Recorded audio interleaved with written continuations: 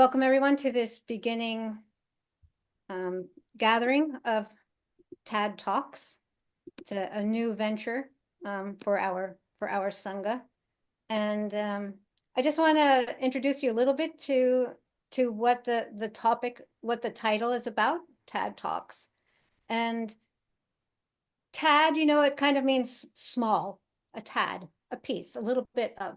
So in a way, this is a TAD talk. It's a smaller talk of part of a larger conversation.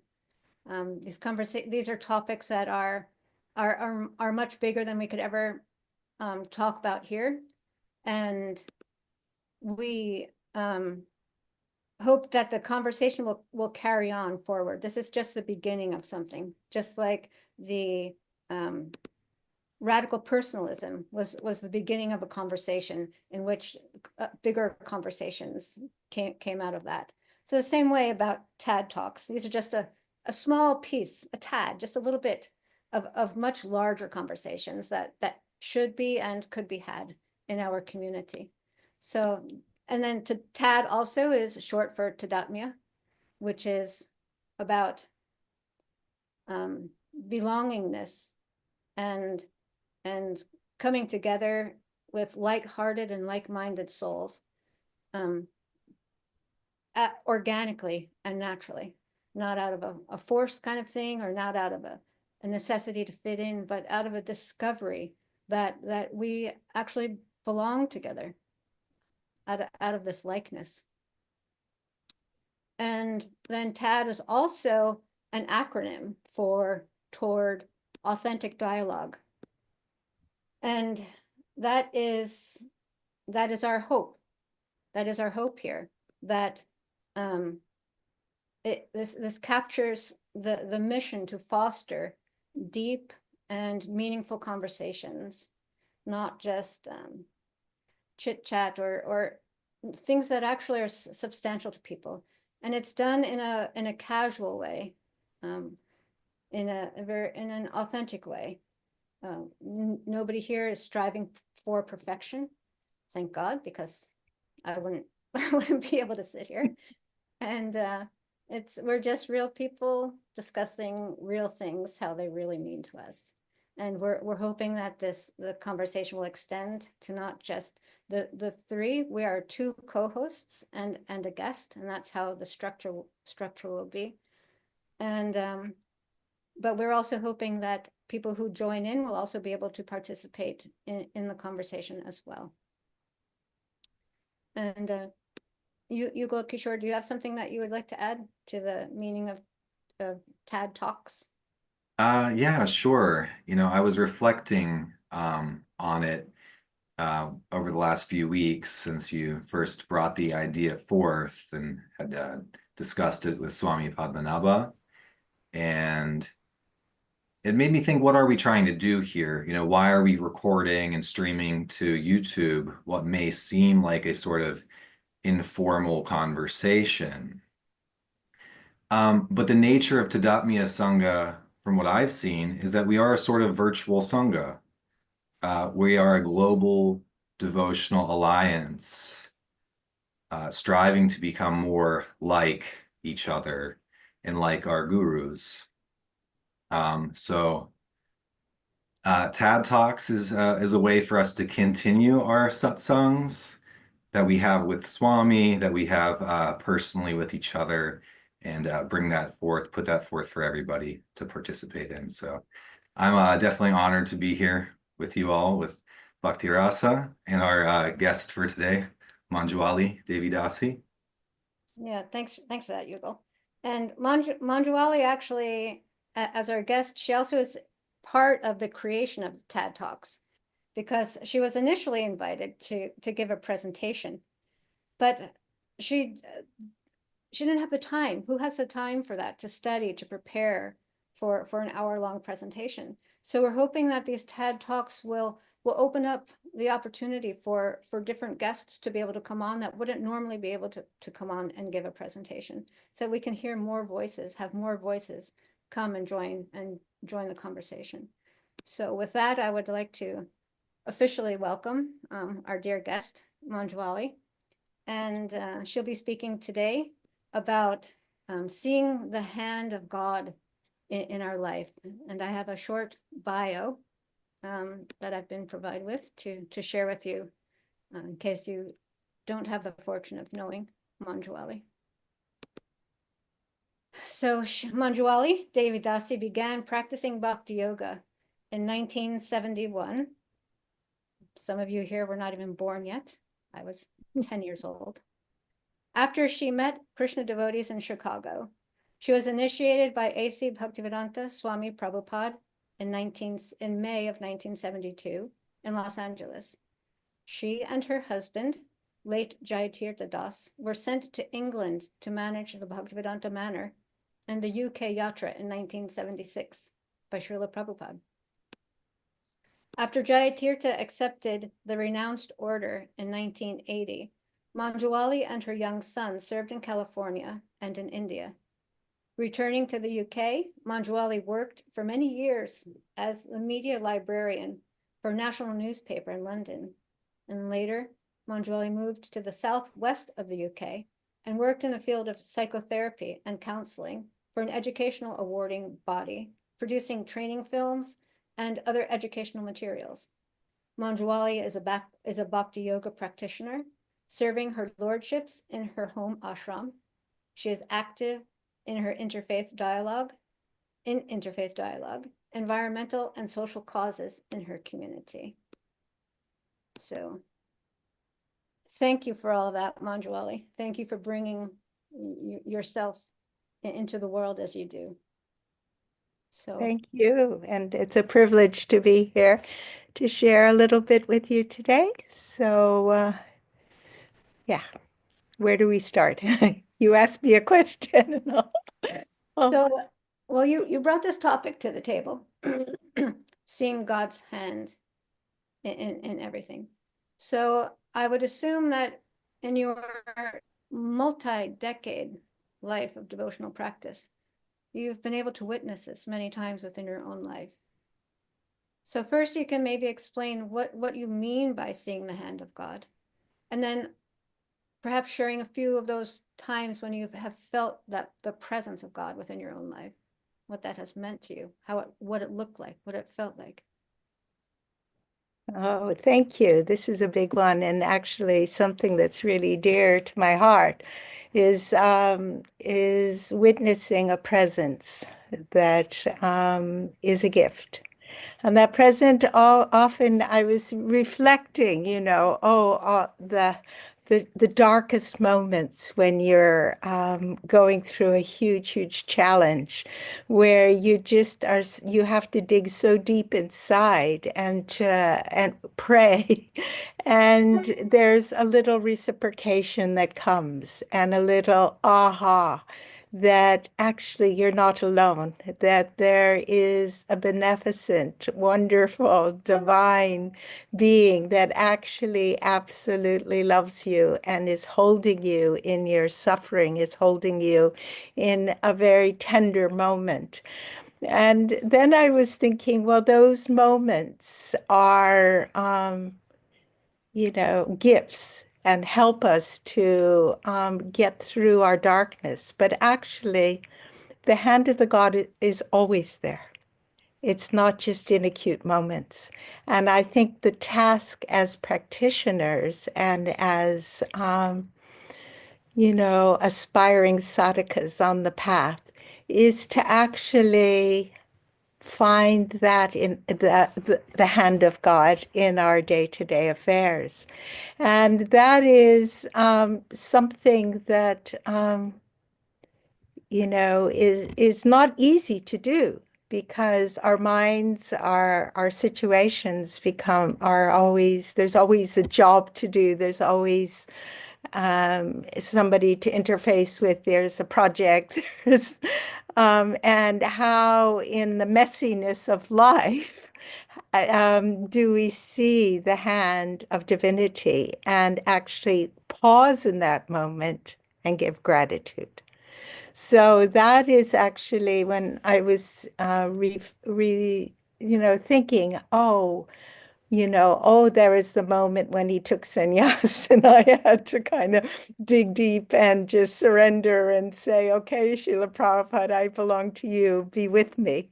And actually, everything I say today, I just honor my Guru Maharaj, Srila Prabhupada, who is, after 52 years, still has me, and I still have a relationship. And that relationship and the relationship of my different Shiksha gurus actually guides me in my desire to be of service to our beloved Lord and our Master. The hand of God is something that actually, it's words, but how do those words manifest individually for each one of us? We're all individuals. It's not one set pack. You do this and there you have, that connection, that magic is there. It is, for me, it is that I have to work on it, like we do for everything. If you're training for something, you have to do the work, and the work is to rise early and do our japa. Japa is actually, which underpins my life and actually is the foundation of why I'm here. Because japa time and actually having that discipline of actually doing it. And I know in the work years, it was pretty when you're doing your job and you're a mother and this and that, japa is, a few shniz, and just kind of trying to kind of get, your required amount done so you don't drop, and fall into and lose the taste. So, but as you get older and when you don't have so many pressures, actually to take shelter of japa has been a huge gift for me. And it is an opportunity to just dive into that ocean and allow the holy name to enter into us, to enter into our heart, and there's a wonderful meditation, the cave of the heart. It's called the Guha. And in the cave of the heart, there's an altar where our Ishtadeva is invited, along with our guru. And we sit there and we chant our japa with presence and with prayer.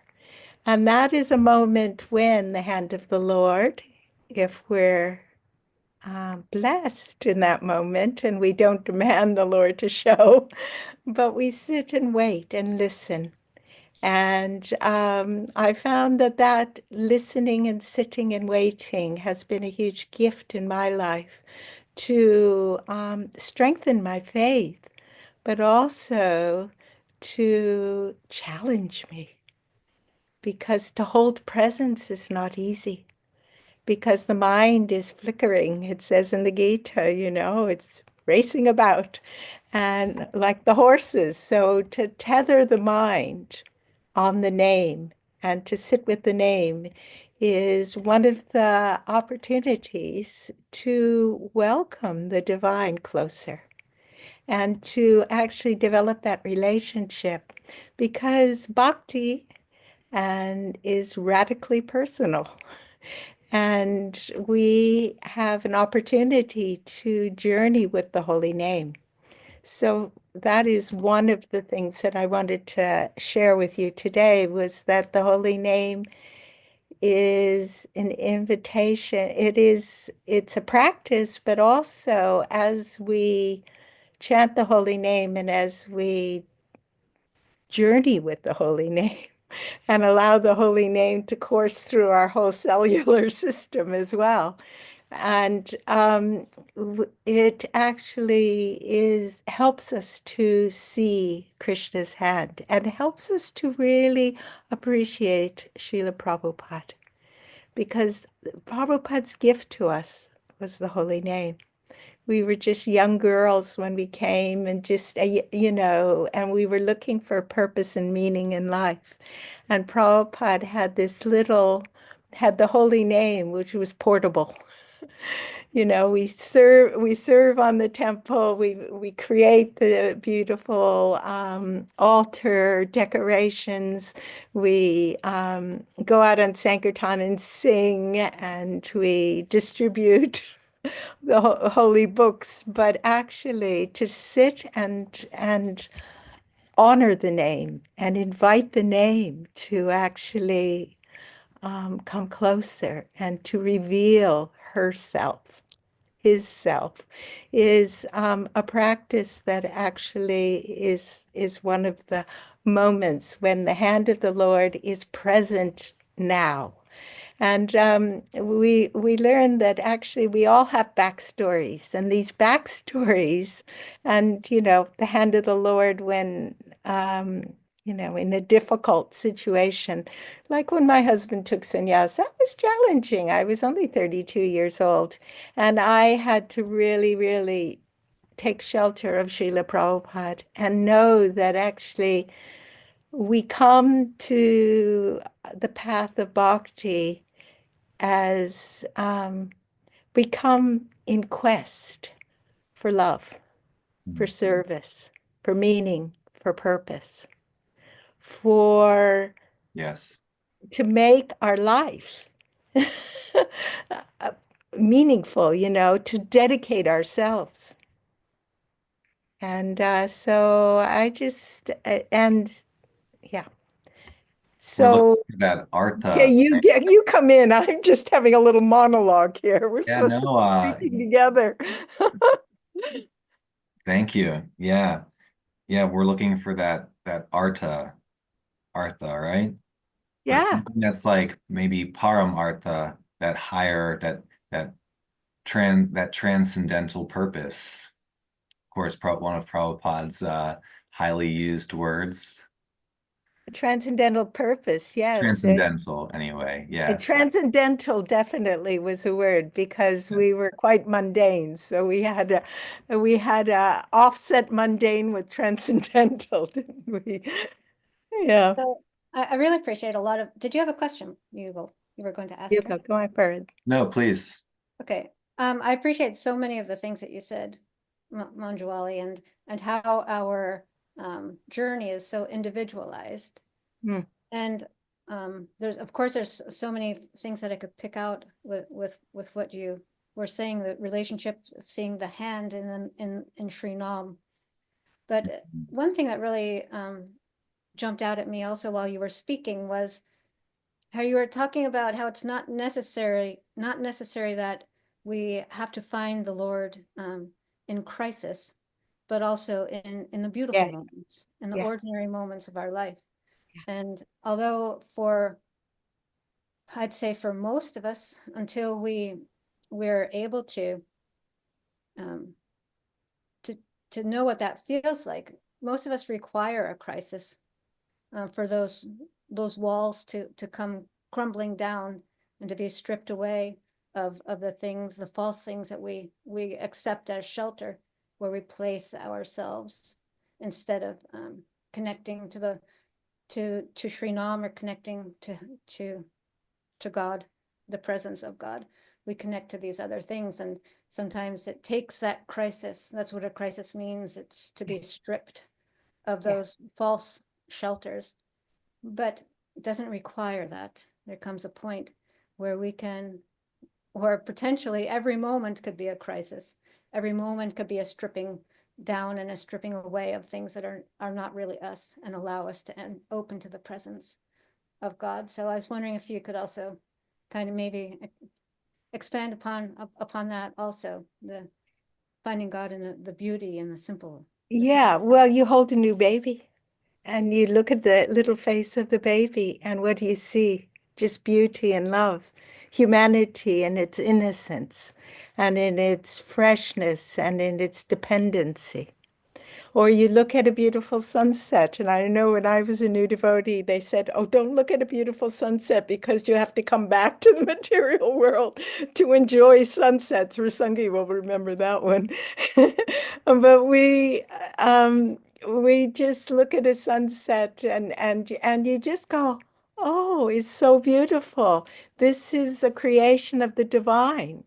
Or you Oh, look at a beautiful flower, or you hear a piece of music that's so exquisite, or a Yes. piece of poetry, and you Yes. go, oh, that is so beautiful. Oh, I can see Manjuali, the hand of the Lord in that. yeah. It has I'd to like be to, God. It has to be God. I want to, I It want to, has to be.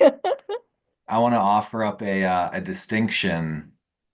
Um, and there's some warning there, right? About, oh, don't get too attached maybe to what we see as beautiful in the ephemeral world.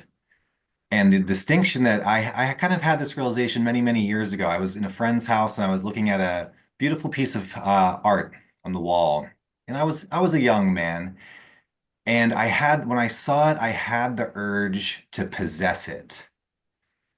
And that scared me in some way. And I thought, why is it that I have to have this for myself instead of appreciate it? So there's maybe some distinction there between possession or attachment and simple appreciation. And I'll just say one more thing. I'm a little bit of a word nerd, as some of us are. And the root of appreciation, precare, is actually means to pray. Yeah, So we preparing. see something beautiful and it should cause us to go into prayer, maybe more so than greed or lust or some insecurity, some negative reaction. Yeah. I can really appreciate that because when we look at a sunset, obviously we can't own it. We can own that moment in time and just allow it to bathe us with its beauty and actually see the hand of the Lord there. But The painter. or paint it, yes. But actually, really, it's about ownership and putting our that actually we have to see that we come in with nothing and we leave with nothing.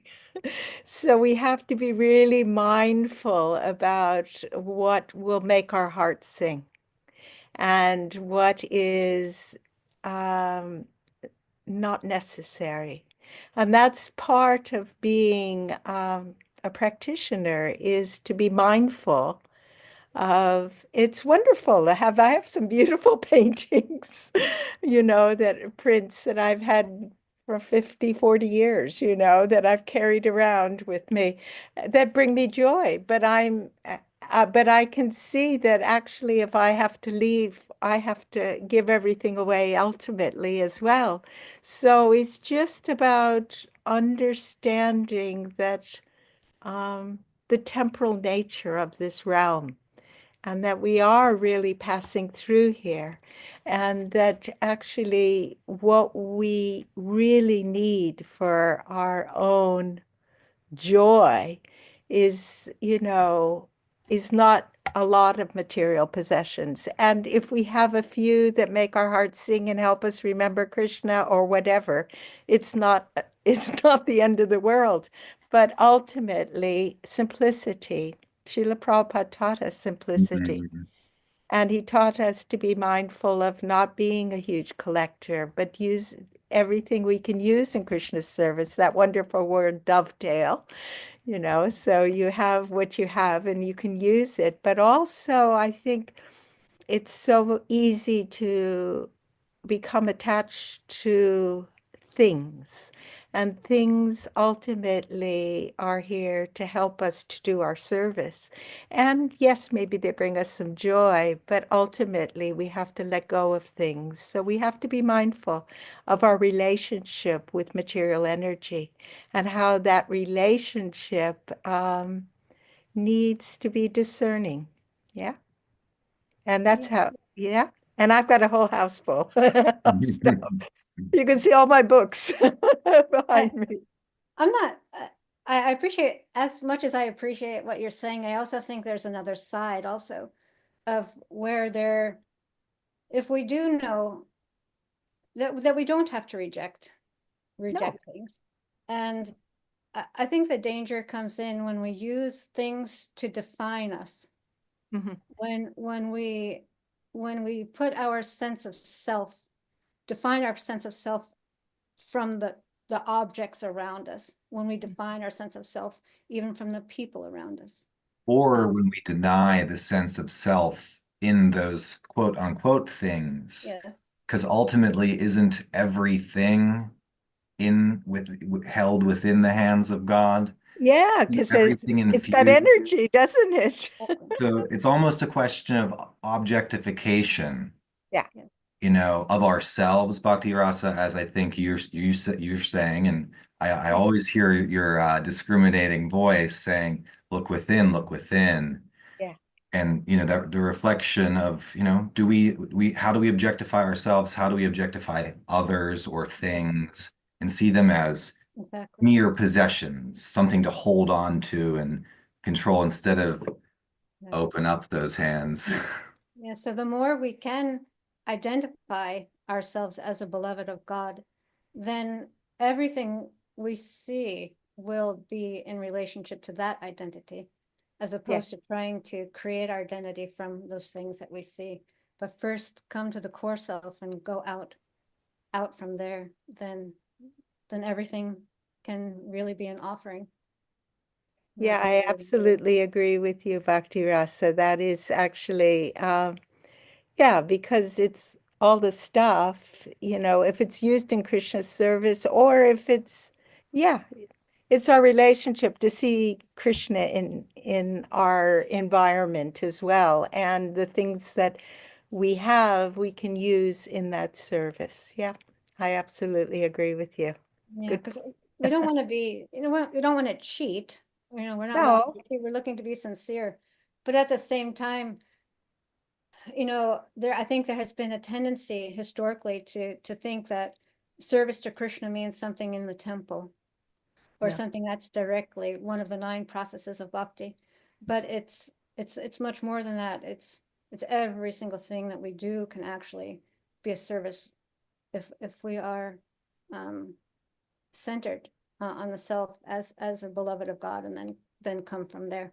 So I'm yeah, I think we've been we haven't gotten that fully yet in our community. I certainly haven't gotten it even a smidge, but I've been open to the idea of it and hold it as a potential. And that's why our homes are our temples. I mean, I only lived 15 years in ashram or in Only. well, yeah. Out of the 52 years, only, and the That's rest, that's more than 50% of that standard ashram time, right? 15 Brahmacharini or years whatever you want to in call it. yeah, in That's pretty good. 86 I That's went to pretty good. work. I went to work in 86 and yeah, and I just my home is my deities are upstairs in their little room and yeah, so it's just I absolutely agree though that it's not the stuff, it's our relationship with whatever is here. And and to see yeah, to see Krishna's he gives us what we need in order to do our piece of work in incarnation, but also it's just being mindful that, or that's what I try to do. Do I need it? Do I need it? Do I really, really need it? Do I love it? Do I love it? Do I really, really love it? Can I live without it? Can I live without it? So That I have also, like a little mantra I run but also, we just have to be mindful that we're all different too. Some people need more stuff than others. And, but ultimately, I guess because I'm in my late 70s now, um, yeah, I'm just looking to keep it simple, because I don't want to leave a mess behind as well, you know. Yeah, I've thought So about that. I just want to, and I think there's something rich in simplicity in for me, more stuff, more worry, keep it simple. And that Mhm. just works for me. But uh, That's a really powerful reflection in itself, not to leave a mess behind. There seems to be something ethical in that. There's some sort of duty suggested in that statement. yeah, because, yeah, I just want to keep it simple and I'm giving things away already, just because it's, things that I don't need because and I give you whatever we receive with love and then we pass it on with love. So that's, we're trying to carbon footprint, yes. Keep simple life. Yeah. It's just being mindful of the material energy and how it can be distracting as well, So material energy helps us to do our service, but also it can be distracting. So yeah, we just be mindful. I think mindfulness is important as, you know, Swedish death cleaning. Yeah, we always are clearing. I'm always clearing stuff, take it to the charity shop, It's done, it's put it out with love, and keep simple. I think it does what you were mentioning also, Yugala, is tie in with intergenerational things like what we hand down to the next generation. Are we going to hand down our mess, Yeah, our unfinished business, or are we yeah, going to hand down our healing? Are we right. going to hand down the things that have been healed? Yes, so we don't become a burden on the next generation, and they have to deal with All our our mess. mess and clean up and stuff. Just have it really simple. My mother, I just remember going, and I have a couple of little things that she put my name on the bottom of it. She said, I came to visit once. I lived in England. She was in Chicago. And she said, oh, now just choose whatever you want. And there was a pink vase. It was my great grandmother's or something. It has my name on the bottom of it. And I was just thinking, yeah, I just was looking at that vase thinking, yeah, it came down the female line for my family. And now, yeah, it was always in the house, and it was just something that was, yeah, and it'll go on to someone else, like everything here, but it'll go with appreciation, and its beauty will give someone else joy. And I think that's, in everything we just pass on with joy and yeah, not make a mess. Okay. Wanted to field a question that Rasangi put in the chat. She says here, to deny ourselves what we may want could also be seen as self-abnegation. And maybe, I don't know if anyone has a thought about that, what she might mean by self-abnegation, how that relates to denying ourselves certain things. Any ideas there? Sridhar Maharaj spoke about self-abnegation. It was one of his powerful words that he said. And self-abnegation, in my understanding, was that, we're doing something that,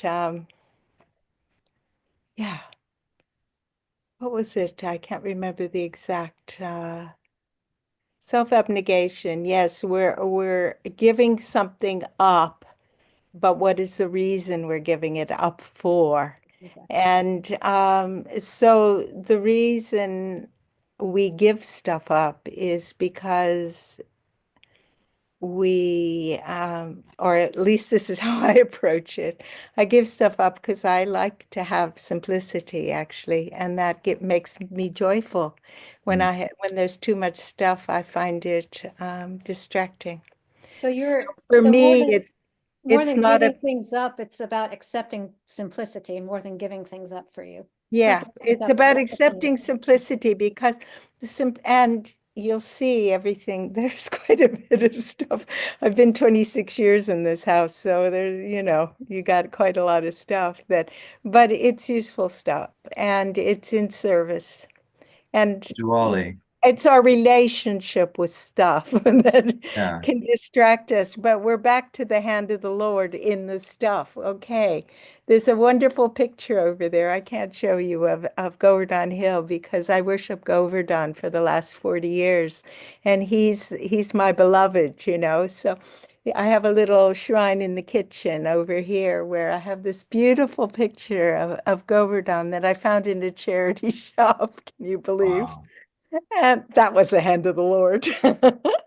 That's great. And so I have this lovely little place, where I do my offering in the kitchen and then the guys are upstairs. So we just, every one of us has a way to negotiate, to remember in our own little world. And it's creative. We all have our pens, our palettes, and our pieces of paper, and we draw our the things that actually make our hearts sing. And I think at this time in life, we want heart to sing as well. In our service, we want it. It's not a burden. It's a wonder. And it's a joy. And to find the wonder and the joy in your day-to-day practice, that is actually uh, a gift, a hand of the Lord, to find joy and to actually take it deeper. And taking it deeper is just ask Krishna to inspire you what he wants, or you meet somebody on the street and you just share spontaneously something and you just see it's like the divine meeting the divine, and you have a little communication and they go away and you just think, oh, Krishna just sent some love. And I've been able to meet somebody and share just a little nugget that they could go away with a smile on their face and something to think about. And that's the hand of the Lord as well. The hand of the Lord is not just, oh my God, this happened 50 years ago. The hand of the Lord is a practice and an opportunity to engage with the mystery. Because we're all on this mystery tour, aren't we? And that's why we're hanging out here, because we're trying to understand, and this is an eternal journey. So how do we, and I believe we're practicing for the spiritual world as well. In this realm, we are we will move into another vibrational frequency and move to another place in another incarnation. But this is a practice place to actually learn some skills that will help us to move forward and will help bring joy into our lives and spread the joy. And that is not just a sentimental, I don't say that sentimentally, but I say it as an act of service.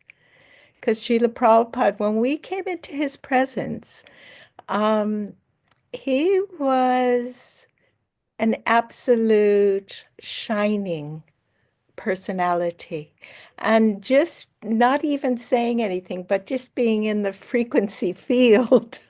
And Rasangi will understand this too. We were just blessed just by being in presence. And that presence isn't just there, 47 years ago. I He's felt gone. his presence too. But his presence is accessible to all of us. Yeah? Every day. All we have to do is ask and be open to it. And that's the magic. That's the miracle. And that is actually the gift of divinity upon us and the hand of the God, hand of God. Speaking hand of God, I saw your hand up. Did you want to? Oh, You had mentioned something to me also about experiencing Srila Prabhupada. Yes, Yeah, I yeah, did. share.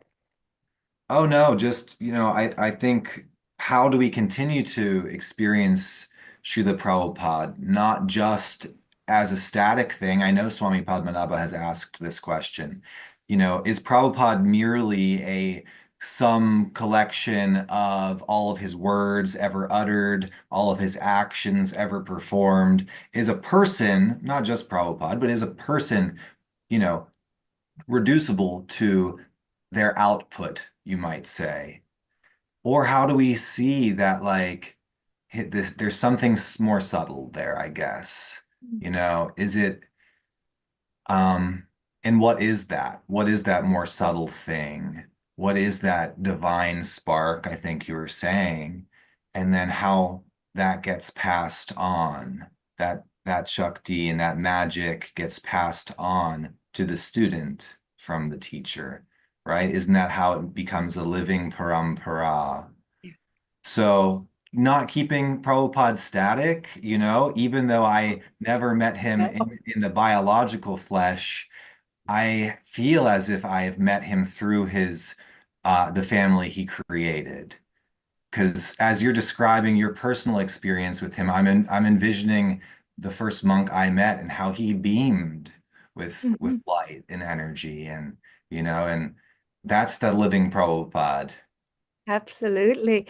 Prabhupada is, for me, I'm a prayer person. So if, I go to the place of just pausing and I go to the place of prayer and I have a dialogue with him. And he does actually answer our prayers. He does answer our prayers because Prabhupada's Shaktiveshavatar of Nityananda Prabhu, Sridhar Maharaj said, when I was there in the darshan, I heard it. And he said, and I just went, oh my gosh. He said, how else could he have come to the West and done the miracle he had done?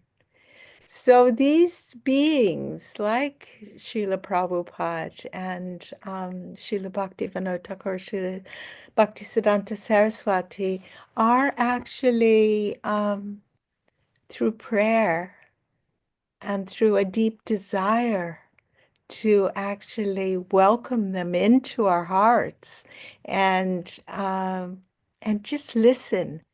Miracles happen, but Would it's you just it begins with the asking.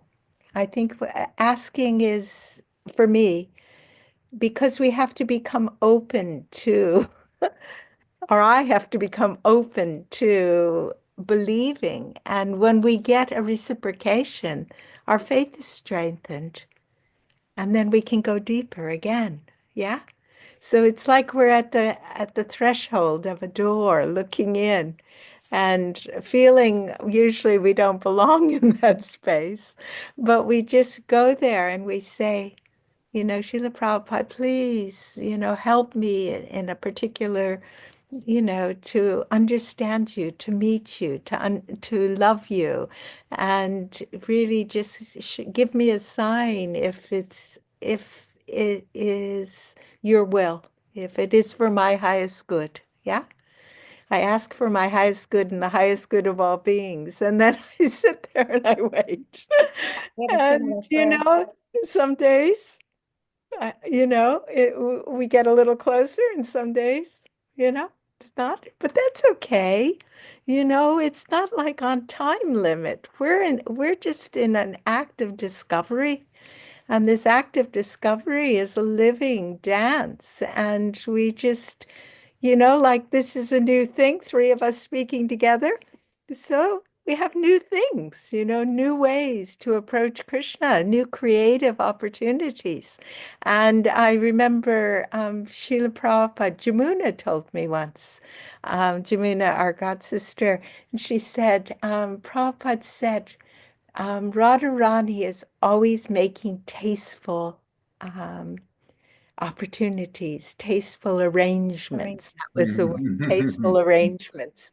And Right. then you think, oh, tasteful arrangements. Okay, so that's the land of Raj, is tasteful arrangements. Yeah. So tasteful arrangements is relationship. Yeah. And it's exchange. Yeah. And I would say also, with what we're speaking about, tasteful arrangements is the hand of God in our life. Mhm. Absolutely. And again, that GPS, the example of the GPS, where the next tasteful arrangement is always coming, depending upon the last distasteful choice that we've made.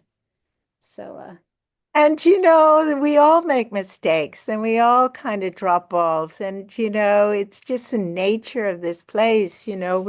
We're kind of polishing the stone, and we're trying to, and that's part of our learning is to actually, sometimes the choices we make aren't for our highest good.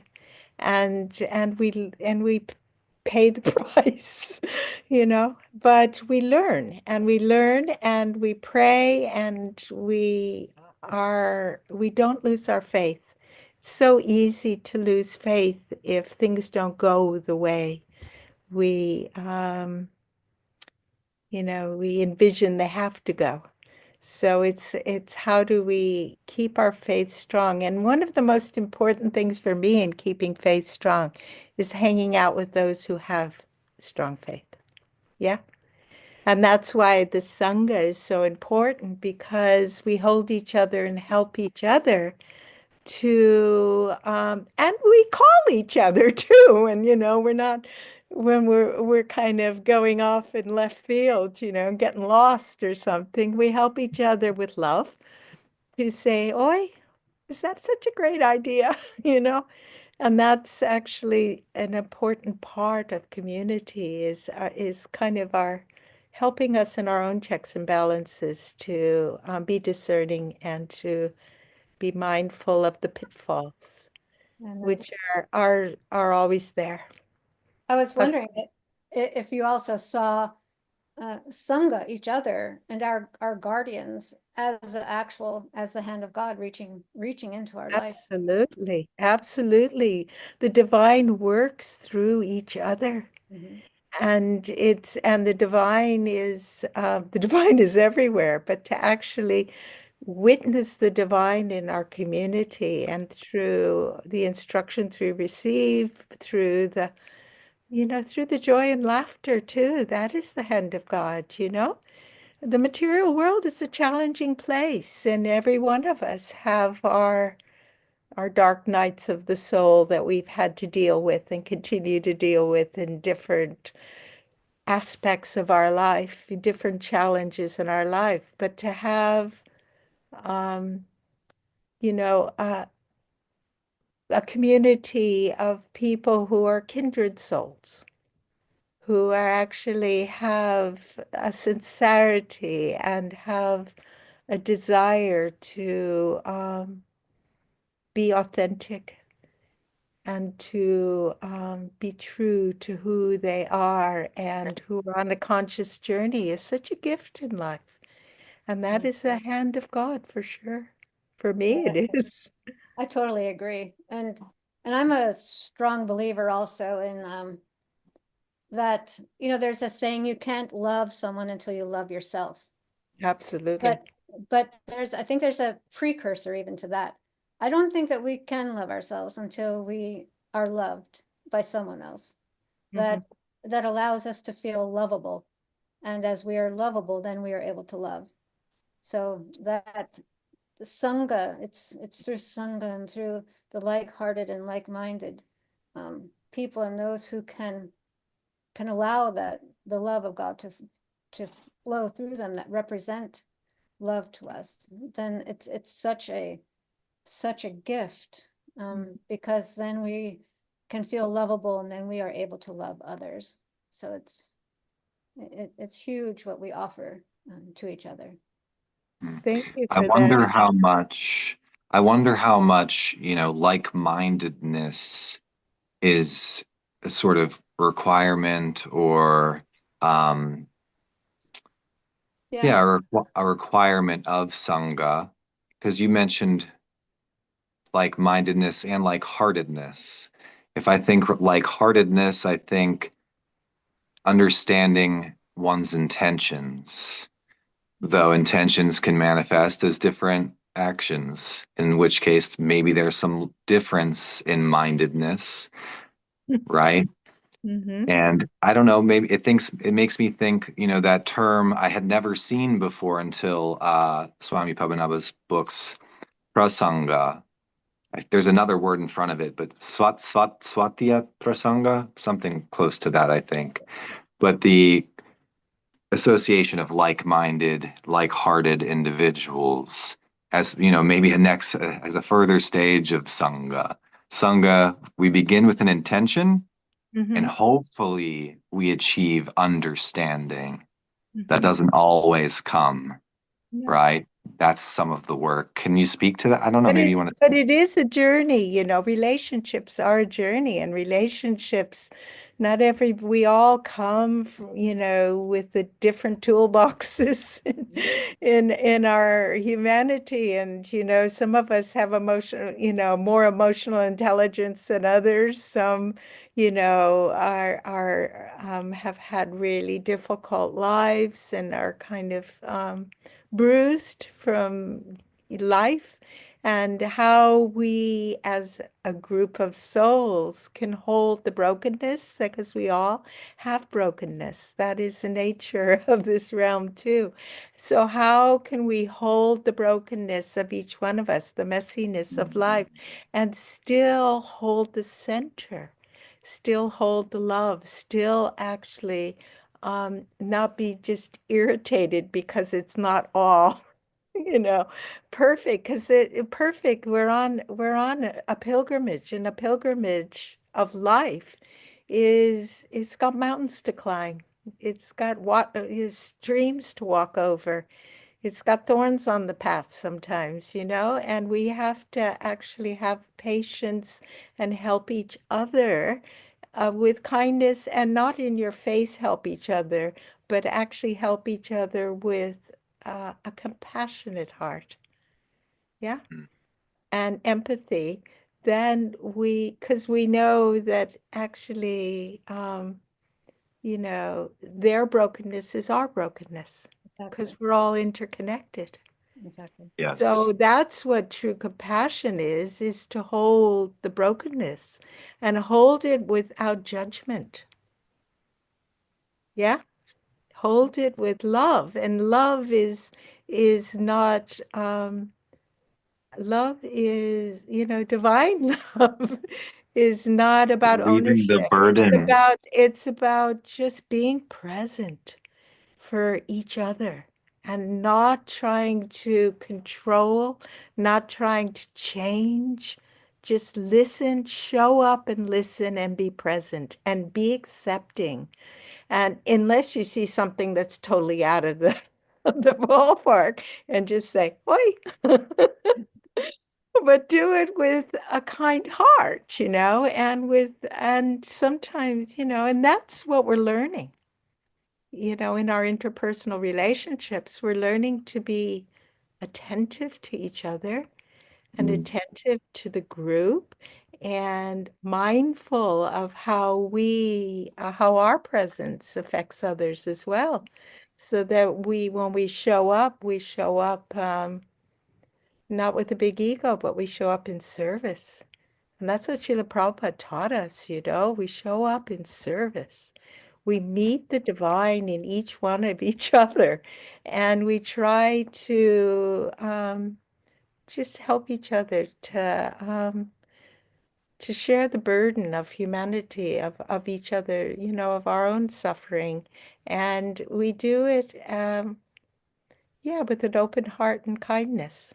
And I think that goes a long way. And that's why you were saying the devotees, when you first met the devotees, the same happened to me. I just saw a golden aura around them. Yes. And Yes. I just thought, who are these people? They're shining, And I thought, yeah, these guys are shining. I mean, what are they on, only to find down they were on Prasadam in the holy name and, 6 hours sleep and cold showers and the whole drama. But it was, I just thought, yeah, because they have dedicated themselves to Srila Prabhupada, to the mission, and they were conduits. They were like channels for the love of the divine was passing through them. So they showed up and Yes. they gave themselves, and the divine just shined because they were in the zone. Yeah. When they were in the zone. Yeah.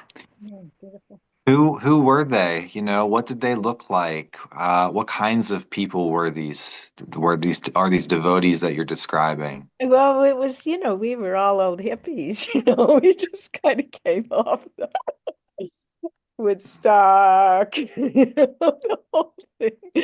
And, Was trying there to diversity? yoga, trying to, learn to meditate and all, we were Did just you on see the road. And diversity? Prabhupada saved us, he gave us a focus. He gave us something to kind of dedicate our life to. He gave us a miracle. It was a miracle that, we were looking for something, some place to put our head in and to be of service and to be loved, really.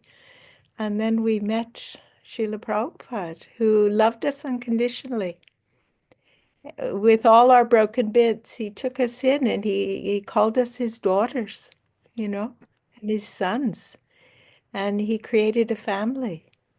And that was such a huge gift for all of us, but a gift for humanity. Yeah. Hmm. Yeah. Having one good family could save humanity. No? And that doesn't mean there wasn't a shadow too, because we own the shadow.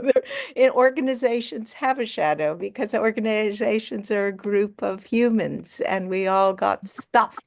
But the essence of what Srila Prabhupada brought is, and I'm not criticizing, because I live outside, but Prabhupada, our relationship with Prabhupada is beyond organization. Our relationship with all our gurus is beyond an organization, but an organization is a container that held us and trained us, a school where we learned how to behave and we learned how to study and we learned how to sing and and interface with society. We were trained, and that was a Mm. huge gift, a hand of the Lord. Yeah. Yeah. Yeah. It makes me think, when is it proper to stay in school, and when is it proper in the right time to leave school behind, to make the world our school. It's individual. We're all on different places in our karmic journey. We all have, so you have to get, I it's individual in my understanding. Yeah. We all have a relationship with the mystery and we have to listen and we'll be told when, or we'll be kicked out It's or not so much, something. it doesn't seem like it's so much about leaving the school behind, but how do we move forward? And Mm, Okay. taking it with us. Yeah. sure. We never have to Sure. leave things behind, but always how to integrate it in a way that moves with us in a productive and evolutionary evolutionary way. For some, that Sure. might mean staying within the walls. For some, that might mean going outside the walls. But whatever, Sure. the, like in the beginning of radical personalism, the questions of do I stay or do I go? The most important part of those questions are, like you mentioned earlier, Manjuali, why do I stay and why would I go? Yeah. Some who go might have better reasons for those that stay. So it's how we approach anything that we do, no matter what it is that we choose to do. It's what's behind it and what's the reason we go Absolutely. places. Absolutely. And how that, like you're saying, how that evolves for us over time. Our theology evolves for us Yeah. individually over time. I like to counterbalance that with something I took from Richard Rohr and Swami Prabhupada, which is our anthropology evolves over time. It How we does. conceive of ourselves as humans, as people, that also changes. Yeah, I think the quote is absolutely. something like, I'll just say this, I think the quote from Richard Rohr is something like, it's not the theology that's always the problem, but it's a bad anthropology. It's a bad understanding of what man or humankind is that can Right. get in the way of the garden of beautiful things that might come from a theology. Yeah. And that's again discerning. We have to actually listen to our own inner guide.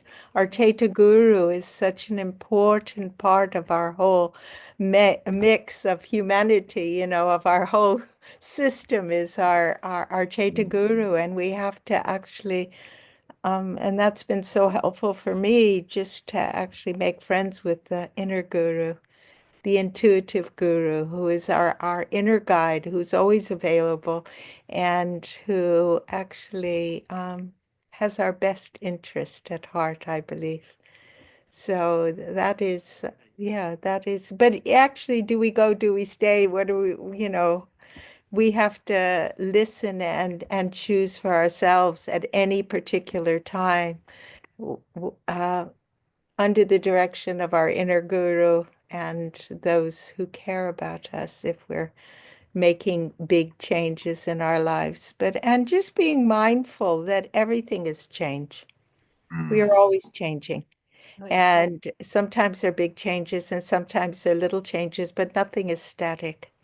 So, just like start coming and speaking today, it's so easy just to say no and I'll just read my books. But actually, I had to step up today because because Srila Prabhupada told me not to be a miser and share, but also, so that was running in the background, but also because I feel that, yeah, if we're going to be part of a group, then it's important that we show up and share and learn and have the courage to do so because mm, it's so easy to say, no, it's out of my comfort zone. I can't do this.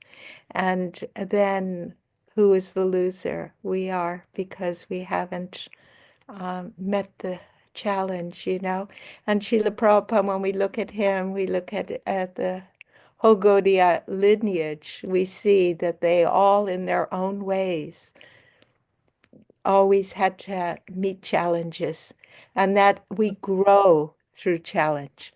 So, yeah, so that's why I'm really pleased you asked me to come and speak with you today Great. because yeah, I'm it's an pleased that opportunity to grow. I'm really Bhakti glad that we Rasa. found a way to make it so that you would be able to come to this. Yeah. Yeah, I couldn't write a whole hour presentation and no. Well, we kind of came up with, this was a very organic fruit of what our Sangha has been doing. Mm. And I think I love it. I love the idea of bringing live dynamic conversation. It's nice to be able to present something that's very refined. You've done some work and you give this whole complete offering, quote unquote, complete offering. Um, but then we come to find, when is it really complete, I guess. And this live, dynamic, active dialogue very much embodies that. Yeah. Well, thank you, Yugala-kishor. I really appreciate that too. That whole idea of, the spontaneity is important as well as the planning and all the Mm. slokas all lined up to deliver a piece of academic research or something. But today you just, yeah, we just share from the heart and hopefully it's useful. Yeah. The hand of the Lord. You can't go wrong with the hand of the Lord. Yes. Vaishnavi Manjuali. The hands. I actually thought of that. Well, I see Bhakti wants to open it up for questions, but Okay, I can't help myself. Okay, let me indulge for a moment. indulge.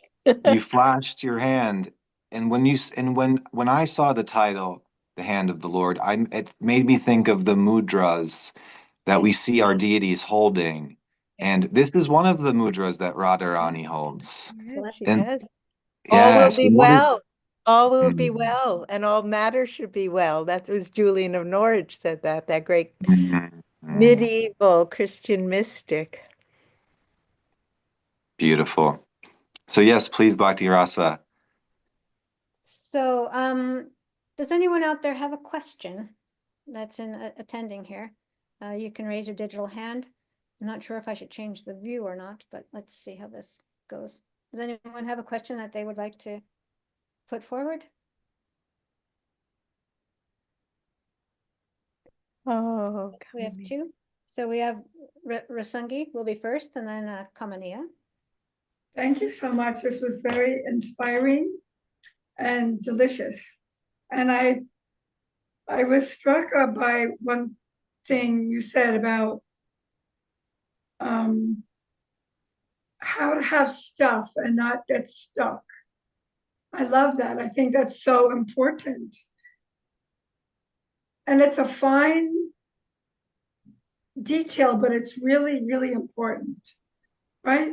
The shift from, because we're used to no, no, no, no, none of that. I don't want to enjoy anything because it's going to entrap me. So many years of that. I can't even dote on my children because that will spoil them and create more attachment, like bizarro stuff. But how to really make that mental shift? It's simple, isn't it? It's just like a fine line. Like I like, well, Hiranyakashipu wanted to do everything for him. No God, no God, me, me, me. So we know that Krishna's there. We want him to be there. And yet making that little shift as we're doing our day, from me to thee to serving seems kind of simple. It could be a very instructive thing for people, for everyone. So how to make that little shift, that little rudder-like shift that makes all the difference in the world. So you Yeah, expand a little. I think that's a great question. And one of the tasks, the things I do to make the shift is I have pause moments throughout the day where I just pause, make the connection. Yeah. Mm, We have Gayatri time, we make the connection. But also, you just hit the pause button, make the connection, turn the name, yeah, turn the name. Chai. Isn't that amazing that could make the difference in the world? Yeah. Just Just that hit the pause button, make heaven, earth, heart. Thank just you. Move. realigning, Constantly realigning. Yeah. changing the vision a Pause little bit. button. Turn the name. Drop it into the heart. Touch the earth. Touch the heaven. Love it, love it, love it. Be a conduit for love. Yeah. Yeah, we're in some traditions we're known as the rainbow. Humanity is a rainbow. It's the bridge between. Yeah. Between humanity or material and spiritual, there's a bridge. Yeah. And we're There's the Tatasta. bridge. And sound takes us over the bridge. Prabhupada said sound was the most subtle in the material world and most gross in the spiritual world. So the Mm, sound takes us over the bridge. And the The thing rainbow that's bridge. amazing is that beautiful. rainbows are always here. Yeah, There's like rainbows right now in this room, but we just can't see them. can't see it. Just the way the sun hits, the way our angle of vision is. The I want presence to offer. presence of rainbows are always here. Rainbows are always here. I love rainbows. I think rainbows are, if you have a little glass hanging in the window, a little crystal, and then the rainbows go all around the room too. Yeah, rainbows are cool. I'm a rainbow person. Thank you, Bhakti Ras. What were you saying, Kishore? Well, I could extend that, but we also have Kamania who has Okay. a hand Yeah, here she is, Kamania with her rainbows. raised. Kamania, welcome, welcome. I'm so glad you're able to join us today. Please, what do you have to bring for us? First of all, I just want to say how overjoyed I am, Bhakti Rasa, that we finally get to hear from you. You're from me. Yeah. Oh, yes. You have so much wisdom to share, and I'm really grateful to you for stepping forward and just serving. I knew you for so many years in support role, and now you're supporting, but stepping forward, and it's so much needed for us women following in your footsteps. Very, very grateful to you. Thank you. Thank you for welcoming me and tolerating any, I have a long way to go, but I really appreciate your welcoming. Thank you. Miss you. Manjuali Prabhu, I had the incredible, great fortune just one time to sit next to you at Bhaktivedanta Manor many years ago. It was 2012. And I didn't know who you were. I was so struck by your radiance. And I've experienced this with several of your god sisters also. And you were just emanating joy. And and I never got to see you again, but here you are, emanating The even hand more of joy. God. Hand of God.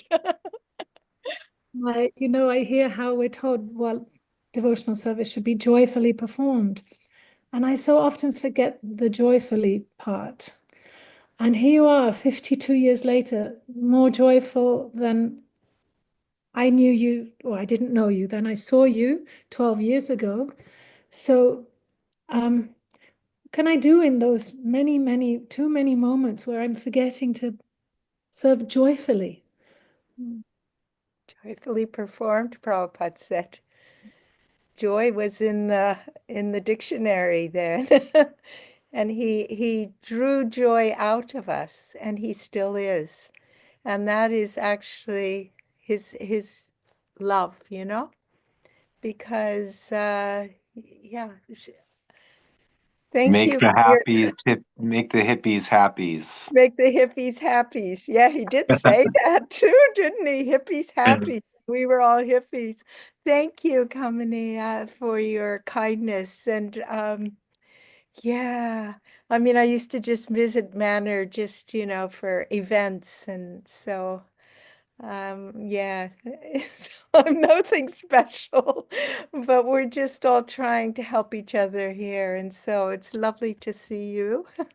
And thank you for your kindness and seeing something here that, I'm just trying to be of service, and it's not, But Bhakti Rasa, as you said, it was her and Yoga-kishor who have, invited me today. And I feel so blessed to meet you and meet all of you today and try just to share a little something that actually, the grace of my Guru Maharaj and the hope that actually, as we do our practice and as we open our hearts and as we try to accept, the challenges we all have, that we find the inner strength and the hand of the Lord to help us. And we're not alone. And sometimes spiritual life can be, we can feel like nobody understands us, or we're not good enough. And we are very, very blessed to be here at this moment in time. And we have to take that blessing in and put it on our heads as well. Yeah. And Hare hold it. Krishna. And don't be a miser, Prabhupada told me. We have to share it. Yeah. Share the love. And share the love means rainbows. Share the love means just to be in the zone, that actually we are all here by grace. And that grace is everyone's birthright. Mm. Yeah. And may I address also what you were asking, Kamania? Okay, just a small thing that struck me when you were speaking. It's, we can't like artificially muster up joy. Oh, devotional service must be joyfully performed. Therefore, Mhm. I better become joyful, or this won't be devotional service. But it's the other way around. That it's just a symptom of being in devotional service. It's a symptom of engaging. It's not that we have to be that. We have to get there to be able to offer something. But whatever we do, with the consciousness, it's a matter of, again, drawing in and being present to what it is that I'm doing. What is the opportunity? What is present here that I have the ability to connect with? Who am I and what am I doing? And when we come from that place, that we are a beloved of God, that we are amazing, and in our relationship to the self of all selves, we get the opportunity to be connected to all that there is, and I get to offer myself back to out of gratitude for what has been given to me. Mhm. And naturally a joy from giving, a joy naturally arises, right? You've experienced it when you give. There's just a joy that accompanies that. But it has to be a giving, not a coercion, not a forced. If you're forced to something, your joy will immediately shut down. It won't even exist. But in giving, even just when we exchange smiles, when we give a smile to someone, there is a joy. And Yes. there's a joy in giving. So it just comes naturally. So allow that natural thing Yes. to come in the course of giving, not Extremely in the helpful. course of doing. My endeavoring gets in the way of my joy. Is what Okay. the realization I've just had as you were speaking. Yes. I just remembering when I was new to Bhakti, I was actually much more joyful because I wasn't overthinking it. I was just relishing being in the association of devotees, not knowing anything. Now I only know a little bit more, but thank you. That really helped a lot. Hare Krishna. That was really beautiful, Bhakti Rasa. Thank you for that. Because it's actually giving is relationship, because in giving you're receiving. So Exactly. that's just opening it up, and that actually is and that receiving, in giving you actually receive. So Yeah. I think There's that no is difference. because that's what relationship is, isn't it? And we're questing a relationship with the divine, Mhm. which is carried in everyone. Yeah, Yeah. definitely. It's so beautiful. Thank you, Bhaktirasa, for that. Thank you for pulling that all together. Yeah, thanks. All right. Does anyone else have another question or something you'd like to bring up? We have a few more moments. Well, we have eternity, but we have set aside a few more moments. And if not, that's fine as well. Uh, I'm not tech maybe savvy on enough. YouTube. Check YouTube.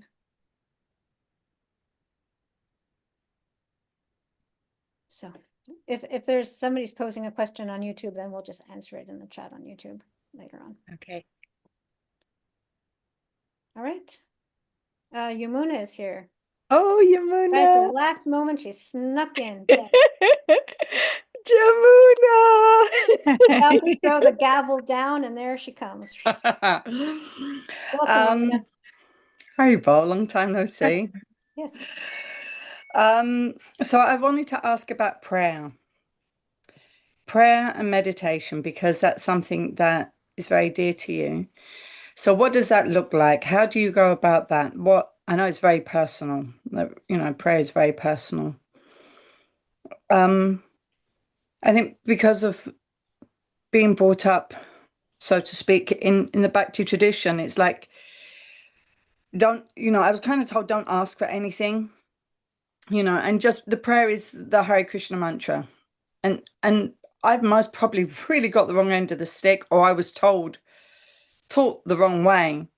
And so now I'm trying to bring prayer back into my life. But I'm and it has been there in bits and pieces where you call out to Krishna, but it will be more in hard times as opposed to daily prayer, you know, prayer, relationship prayer throughout the day. So I was wondering, because I'm a newbie at this, so you know, I'm wanting a little You're in guidance good and company. a little guidance, a little insight, a little, yeah, if you Well, wouldn't mind. I grew up on prayer. You know, my mother's mantra as a child was never underestimate the power of prayer. Wow. And that was the mantra of my childhood. And it wasn't about just rote prayers, you know, your Hail Marys and Our Fathers kind of thing, but it was taking the time to sit and just offer your heart to the divine and ask that you receive what you need to love him more dearly. So that is the prayer is not, oh, can I have some bread? But I do actually pray for, I have a list of people who are ill that I pray for. And I've been doing that for years. And the list is always changing. And I feel that a prayer is an intention. It's an intention that comes from the heart through the mind to the divine, that for the highest good of this particular person, if that's ill or needs some help, that from my heart to the divine, I offer that if it's for their highest good, that the Lord might help them as well. And I do that as an act of service. My prayer life is listening. It's sitting and listening. It's not it, and prayer is very, very personal. I didn't have the prayer module. You girls, or you all had it on the retreat, but prayer for me is very personal. It's just sitting and listening and being guided by the divine and being of service to you know, for that in some place like I pray for the world and I pray that and for the marginalized. And that just it's just an act of service, you know. We go down the street and we smile at somebody. That's an act of service. We sit in our meditation room and we just from our heart ask that, you know, for the people we're praying for, that all might be well and that they might receive what they need to meet their challenge and be able to move forward from the obstacles that are blocking them from pure love. So that is my prayer is it's a prayer of the heart for humanity, for individuals, but also that it's a time where I can sit with the divine, the master, and just be of service. Like so prayer for me is service as dressing a deity or making an offering. It is holding the presence with love and intention for the benefit of another and for the benefit that I receive what I need in order to fulfill my incarnational duty here and enter into that place of love and service without distraction and with purity of heart and clarity of mind. Yeah. So that's how I do it. And it's not, you know, it's individual. But So that's you what I've been doing for years, you know. so you just sit in a quiet place and try to I connect just with. in my medi room, yeah, in my meditation room, I just said, it's just you can do it in 5 minutes. It's not like a big to do. It's just, we pray for our children. Yeah, I have a sick son. I have to put a lot of energy into holding this person in, with love and healing. And I know that my prayers make a difference. Yeah. I love the fact that you said it doesn't have to be a big deal, because then I'm like, right, I need to have a room No, and I need to make it no, into a no. thing and I Look need at a it. You can space and I need go to. when you're out in the garden. Do you know what I mean? You don't need anything. All you need is a heart and mind connection, and just send your intention out for the highest good of a particular being or yourself, and you send it without ego and ownership. You send it as an act of service, like you're offering a lotus flower. Yeah. Yeah, hand of God. I love it. Thank you very much. I will chew this also over with you some other time. And I love, there's something that Maharaj came up with one day in class. It just flowed from him spontaneously. He didn't think about it ahead of time. And I was there in the class when it came. I was like, wow. But, about prayer and the magic of it is, one who teaches is a teacher. One who writes is a writer. One who prays is a prayer. Mm-hmm. Wow, that's beautiful. So prayer is a way of life. So it's a way of living. Absolutely. I mean, it's I couldn't, but it's it keeps me, connected, and it gives me and it's a service. Yeah. Yeah.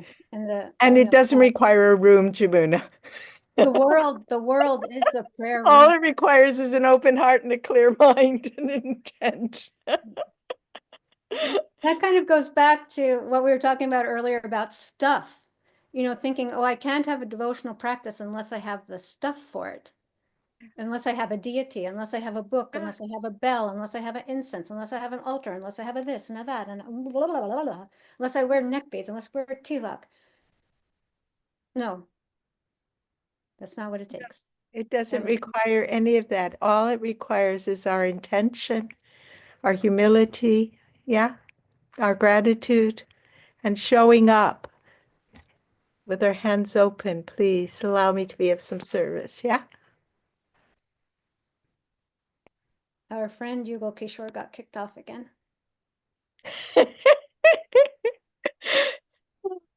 I'm checking now to see. So we're 8:30 here now.